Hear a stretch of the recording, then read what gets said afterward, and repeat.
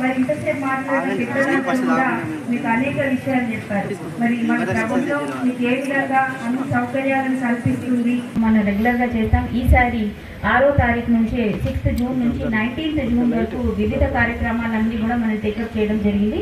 దానిలో భాగంగానే day wise activities కూడా డిఫైన్ చేయబడింది. ఫస్ట్ డేనే మనం 6వ తారీఖే గ్రామ సభ పెట్టి ఏ విధంగా మనం ప్రభుత్వ బడికి చేర్పిస్తే ఏంటి అడ్వాంటేజెస్ అని చక్కగా వివరిస్తూ చాలా వరకు హెచ్ఎంస్ కానివ్వండి, అక్కడ ఉండే మహిళా మూర్తులు, ముఖ్యంగా అమ్మ ఆదర్శ పాఠశాల కమిటీ మెంబర్స్, అదేవిధంగా విలేజ్ ఆర్గనైజేషన్ భాగస్వామ్యం అయ్యి చాలామంది పిల్లల్ని చేర్పించడం జరిగింది. ఈ కార్యక్రమం అన్నీ కూడా 19వ తారీఖు వరకు నడుస్తాయి.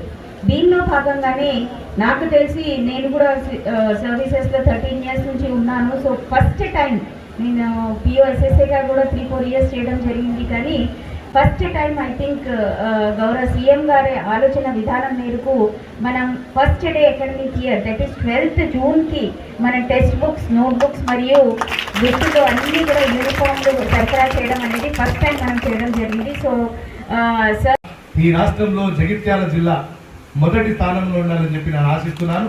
కలెక్టర్ గారు ప్రతి 15 రోజులకు ఒకసారో 6 రోజులకు ఒకసారో, అదేవిధంగా డిఓ గారు ఎవ్రీ వీక్ ప్రతి మండలం కూడా మీరు విజిట్ చేయండి. మనం చొప్పదండి నియోజకవర్గాన్ని ఈ రాష్ట్రంలో ఒక ఎడ్యుకేషన్ హబ్గా మొత్తం ఈ రాష్ట్రంలోనే చొప్పదండి నియోజకవర్గంలో మంచి విద్యార్థులు ఉన్నారు, మంచి టీచర్లు ఉన్నారు. ఇది ఒక ఎడ్యుకేషన్కి ఒక హబ్ అని చెప్పి తీసుకొచ్చే ప్రయత్నంలో మనం అందరం ఉండాలని చెప్పి మీ అందరినీ కోరుకుంటూ, ఇవాళ నేను ఒకటే చెప్తున్నా టీచర్లందరికీ, ఇవాళ ప్రైవేట్ స్కూల్ టీచర్లకు మీరు ఏమాత్రం తీసుకోరు. వాళ్ళకంటే మోర్ క్వాలిఫైడ్ టీచర్స్ మీరంతా. మీరు డిగ్రీలు చేసి, బీఈడీలు చేసి, లక్షల మంది పోటీ పడుతున్న డిఎస్సి లాంటి పరీక్షలు చదివి దాంట్లో ఉత్తీర్ణులై ఇలా మీరు ఇక్కడ ఉద్యోగం చేస్తున్నారు. వాళ్ళకంటే ఒక 10 times 100 times మీకు ఎక్కువ టాలెంట్ ఉంటుంది. ఖచ్చితంగా వీళ్ళని అందరినీ కూడా మీ పిల్లల్లాగా భావించి ప్రతి ఒక్కరి మీద స్పెషల్గా కాన్సన్ట్రేట్ చేసి స్పెషల్ ఫోకస్ పెట్టి మంచి విద్యను అందించాలని చెప్పి మీ అందరికీ నేను టీచర్లకు, ఇక్కడ ఉన్న డిఈఓకు, ఎంఈఓకు నేను రిక్వెస్ట్ చేస్తున్నాను. ఖచ్చితంగా నేను కూడా ప్రతి స్కూల్ను నెలకొకసారా లేదంటే 15 రోజులకు ఒకసారి విజిట్ చేస్తాను.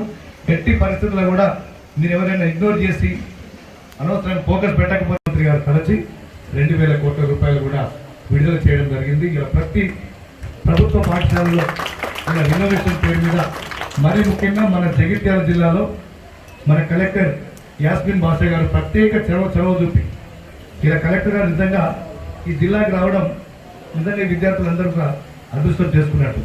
ఆమె ఏ ప్రోగ్రామ్ చేస్తున్నా కూడా ఒక అకుంఠిత దీక్షతోటి, ఒక కమిట్మెంట్ తోటి ఖచ్చితంగా పని సాధించేంత వరకు కూడా బాగా కష్టపడే నేచర్ ఉన్న కలెక్టర్ గారు మన జిల్లాకు రావడం ఒక విద్యార్థుల సమస్యలే కాదు, నేను చాలా సందర్భాల్లో ఫార్మర్స్ ఇష్యూస్ కూడా నిజంగా మీకు కొంత ఎమర్జెన్సీ కూడా అయింది కావచ్చు. నేను కాల్ చేస్తుంటే మా దగ్గర ఫార్మర్స్కు చాలా పెద్ద సమస్య ఉంది అది నేను చెప్పినప్పుడు చాలాసార్లు ఫోన్ చేస్తే కూడా చాలా ఓపికగా ప్రతి ఫార్మర్ ఇష్యూ అటెండ్ చేసుకుంటూ అందరి సమస్యలను ఈ జిల్లాలో ప్రతి సమస్యను కూడా ఇలా దగ్గరుండి తనే మానిటర్ చేసుకుని నిజంగా వ్యక్తిగతంగానే మన సమస్యలు ఉంటే మా దృష్టికి తీసుకురండి. వాటన్నింటినీ కూడా సమస్యల పరిష్కారం కోసం మేము ముందుంటాం. కానీ మీరు మీ డ్యూటీస్లో మాత్రం ఎట్టి పరిస్థితుల్లో నిర్లక్ష్యం వహించొద్దని చెప్పి, అదేవిధంగా ఇప్పుడు ప్రభుత్వం పంపించినటువంటి నోట్బుక్స్, అదేవిధంగా యూనిఫామ్ పంపిణీ కార్యక్రమాన్ని ప్రారంభించవలసిందిగా ఎంఈఓ గారి